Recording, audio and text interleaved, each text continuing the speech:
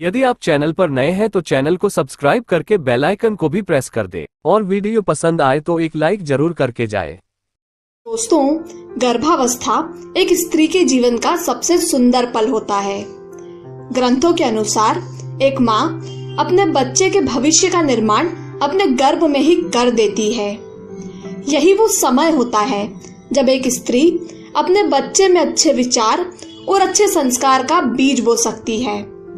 और इसीलिए गर्भावस्था में स्त्रियों को गीता जी और खास तौर से गर्भ गीता का पाठ करने की सलाह दी जाती है। गर्भ गीता गीता जी का वह भाग है जहां भगवान श्री कृष्ण अर्जुन को समझाते हैं कि किस तरह हर मनुष्य के हाथ में होता है कि उसका जन्म और जीवन कैसा होगा, साथ ही वह अगले जन्म में किस योनि में जन्मेगा। ऐसे में अगर गर्भवती महिलाएं इस ज्ञान को सुन ले तो उनके बच्चे का जन्म और जीवन संवर सकता है। तो चलिए गर्भ गीता का पाठ शुरू करते हैं। पाठ के आरंभ में अर्जुन भगवान श्री कृष्ण से पूछते हैं कि हे मधुसूदन, वह कौन सा दोष है जिसके चलते प्राणी गर्भ विषय में आता है। वह गर्भ में पीड़ा पाता है, जन्म के समय भी कष्ट का सामना करता है और कई प्राणियों को तो जन्म से ही आदिक रोग भी लग जाते हैं। ऐसा क्यों? मनुष्य ऐसा क्या करे जिससे वह जन्म मृत्यु के बंधन से मुक्ति पाले? अर्जुन के प्रश्न पर भगवान श्री कृष्ण कहते हैं कि हे अर्जुन, यह जो मनुष्य है वह अंधा है, मूर्ख है, जो संसार के साथ प्रीत करता है। यह वस्तु मैंने पा ली, यह वस्तु मुझे प्राप्त करना बाकी है, ऐसी चिंताएं उसके मन से उतरती ही नहीं। दिन के 8 पहर उसके मन में यही विचार चलते रहते हैं, जिसके कारण वह बार बार अनेक योनियों में पैदा होकर जन्म मरण और गर्भ के दुख भोगता है।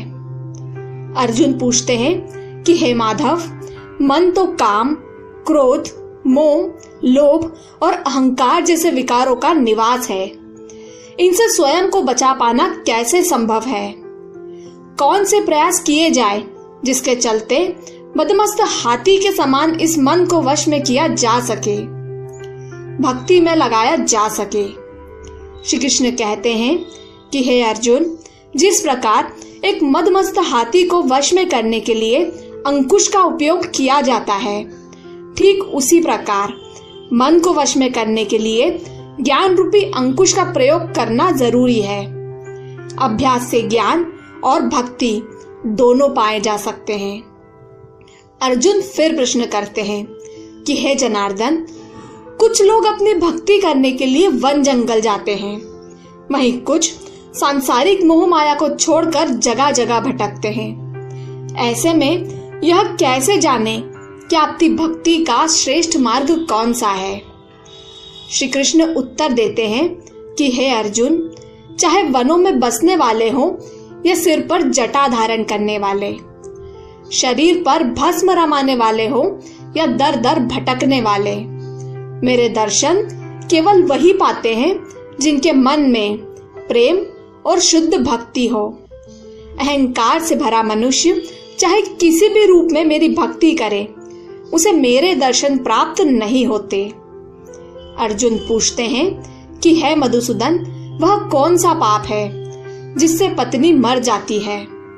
वह कौन सा पाप है जिससे पुत्र मर जाते हैं? और मनुष्य नपुंसक कौन से पाप के कारण होता है?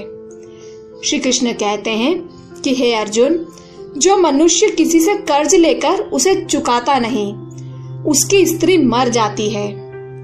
उसी प्रकार जो मनुष्य दूसरों की अमानत को उन्हें नहीं लौटाता, उसके पुत्र मृत्यु को प्राप्त होते हैं। वहीं जो मनुष्य किसी को सहायता करने का वचन देकर समय पर सहायता ना करे, वह नपुंसक बन जाता है।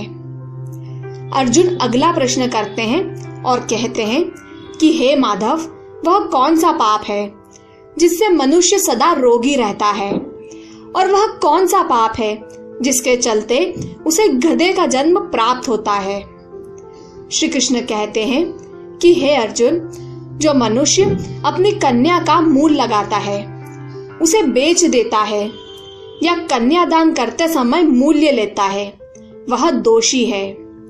ऐसे मनुष्य सदैव ही रोगी रहते हैं। वहीं जो मनुष्य विषय विकार के लिए मदिरा पान करते हैं, वह गधे की योनि में जन्म लेते हैं।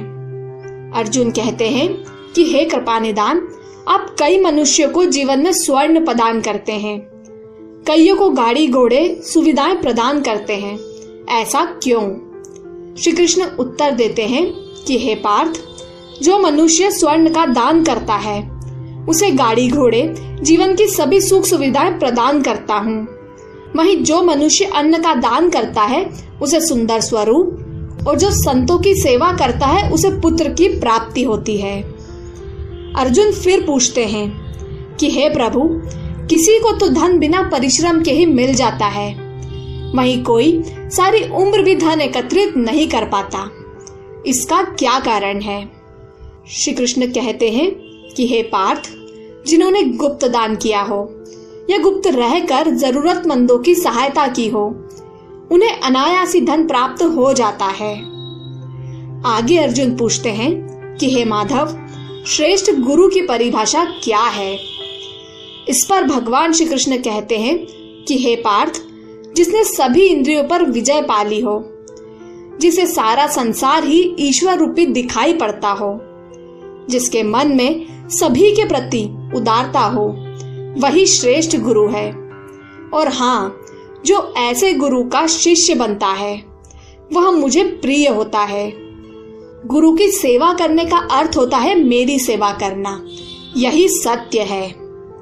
अंत में भगवान श्री कृष्ण कहते हैं कि हे अर्जुन, जो भी प्राणी हमारे इस संवाद को पढ़ेगा या सुनेगा, वह गर्भ के दुखों से बच जाएगा। इतना ही नहीं, वह नरक की 84 यातनाओं और जन्म मरण के झंझट से भी मुक्त हो जाएगा। इति श्री गर्भ गीता संपूर्णम। तो दोस्तों, यह था गर्भ गीता का संपूर्ण पाठ, जिसे गर्भवती महिलाओं को पढ़ना या सुनना चाहिए। हम उम्मीद करते हैं आज की यह रोचक जानकारी आपको पसंद आई होगी। धर्म और ग्रंथों की ऐसी ही बातें जानते रहने के लिए हमारे साथ जुड़े रहें।